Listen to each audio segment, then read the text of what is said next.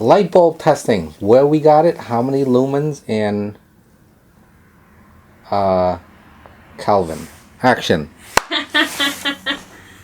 Welcome, beautiful people. Guess why we're here? We're here to test our new bulb. We just got it from Lowe's, and it's 5,000 Kelvin, which is daylight, same as daylight, and it's 2,200, right? 2,200. Got it. It's 2,200 lumens. 2,200 lumens. Just to put things in perspective, the last one we had here was about 600 lumens. So this is like very bright, bright, bright, bright. So we figured that shooting during the day, we are usually constrained by time. We always want to shoot straightforward after work, and sometimes it's not realistic. Then we decided to invest in this so that anytime we want to shoot, we can shoot. Anytime, like now, it's like dark outside, very dark. It's already nighttime, but I am so glad we got this. This was the old one that used to be there. And this seems to be very, very, very bright. I like it. I like it so far. Now let me see. I'm just gonna read a few things that I wrote a few months ago in my notebook. And then, where's my notebook? I got a new notebook, something close to this, not exactly this, but you know the way I like it. I found it in Stop and Shop today. This is something I've been looking for weeks. I've gone to different stores. I've been to Walmart looking for it. I didn't find it, but now got it. Look at that. It's just the way I like it, you know. The back is kind of like plastic. I like how the lines are inside. The pages are colored, right? Pages are colored. I'm not talking of these colors. I'm talking of the paper itself, which makes writing very beautiful. It's a good size for me to put in my backpack or in my handbag or in anything I'm holding. I can put it. It's just a good size. Look at it. The same size that I want. And then it has all these perforated lines where if you don't like what you wrote, you can just remove it neatly and toss it out, you know. Or let's say you use it for to-do list. Once you're done with it, you can just remove it and toss it out. Then it has this column where I can use to write the main title of what I'm writing here, or if I'm using it as a journal. I am definitely using it as a journal. I could just write the date, February 14th. Friday, February 14th, something like that. I mean, it's a good size. I love, love, love it. I've been looking for this, and I like this type of spiral binding because if I open it, right, even if there isn't enough space, I can just fold it like this, and I can write anywhere at any time. This makes it very durable, such that even if you spill something, it doesn't stay on it and stick to it. I mean, I just love it. I've been looking for this. I was so happy to find it. So this is something I wrote a few months ago. I just want to read it out. I'm just gonna read it out. It's I see that I wrote with two different pens, which means I didn't write it the same day. So it's just I thought of ways that I can help people that I love, and then I wrote it down in paper so that I would be conscious of it and put them into practice. So I wrote, how can I help my daughter Amanda, my beautiful Amanda? Number one is by being my best self. You can't pour from an empty cup. If I'm not in sound health or in my prime, or I'm not being my best self, I'm not doing myself a favor, I'm not doing my child a favor. So I'm going to be the happiest I can. I'm going to develop healthy habits. I can pass that on to my daughter, because children don't do what you say, they do what you do. They watch it. If you're always depressed, that most likely the mental health of a child is going to be affected. So being my best self by being happy.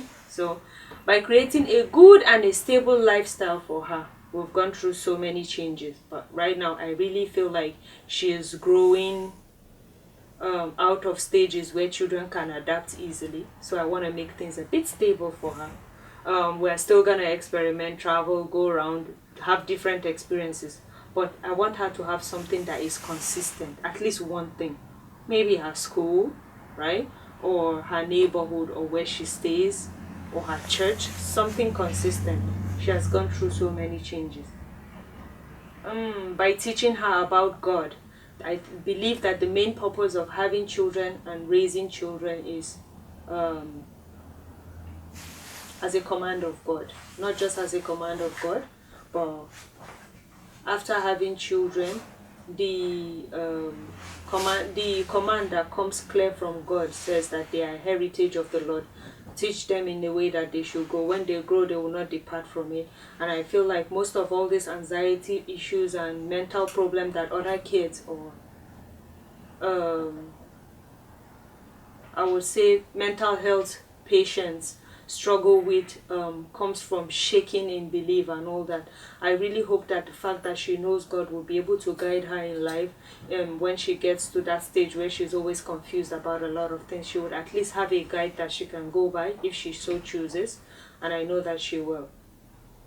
I want her to have that. I know the importance of knowing God and having God as a child and growing up with Him. Teaching her good virtues, things like patience, kindness, what do you call it, endurance, willpower, self-discipline, lots of other things. I really want to teach her good virtues. What's the next one? Keeping her records and documents safe. Everything that contains her, from pictures to certificates to achievements. Don't worry about achievements. Not school achievements. I'm talking of things that a child will want to see, or at least show his children or her children at some point in time. Things that you cannot recapture them again. So those things, I would like to keep them safe for her. That is a way that I can show her love. That's a way that I can help my child. By constantly improving my life, not just sitting in one spot, not improving myself, and then expecting her to have higher dreams and achievements. These children, I believe that they watch us.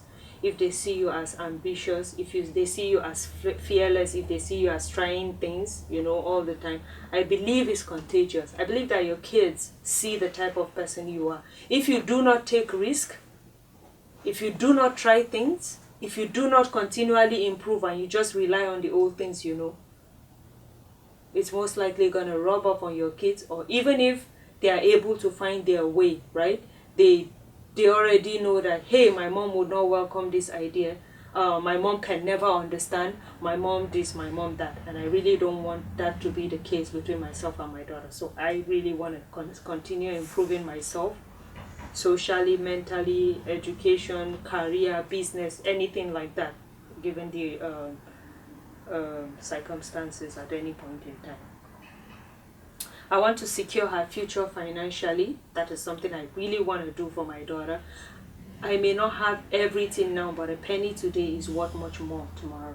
So I need to have her financial stability in my mind. I'm not going to create everlasting wealth for her just like that, but create things or avenue that can lead to that, or that can contribute to her if she decides to stand up. Things like, not that I want my daughter to be making hair forever and ever, but once she's growing up, how many minutes? 9. Okay. Once she's growing up, I'm going to encourage her to learn braiding. When I'm doing things I want her to learn. And then not just for her to use it for money, but for independence. I made this hair myself. I know how hard it is every day trying to book appointments to go make your hair and all that. At least in circumstances or situations where you can't go and have it done professionally, you can at least do something for yourself and be presentable. I also want to teach her savings. I want to teach her how to give to people that are in need.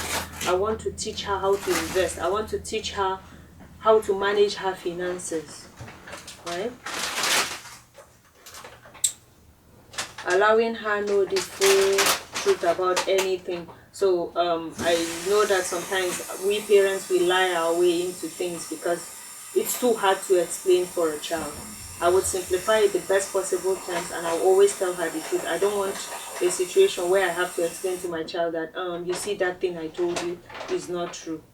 Not just because it makes them lose a little bit of trust and faith in you, but because it's the right thing to do. You don't want your child to have a wrong notion of or idea of some things and keep moving along with it. I don't want that for my child. No matter how hard the truth is, I will just simplify it and tell her.